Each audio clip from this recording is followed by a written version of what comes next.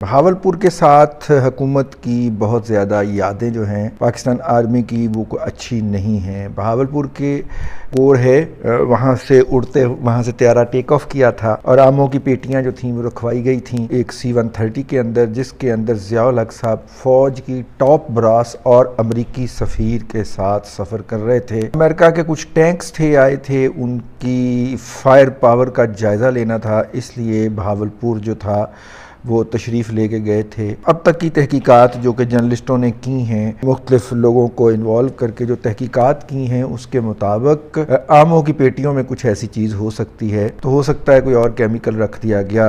उनसे वो गैस निकली थी जिसके अंदर जो थे वो बैठे हुए लोग जो जहाज़ के अंदर थे, ज़ियाउल हक समेत, उनके सांस घुट रहे थे और यूँ फिर वो तैयारा पायलट्स ने उतारने की कोशिश की थी लेकिन उनको मौका नहीं मिला। कुछ इस तरह की कहानी हमें सुनाई जाती है।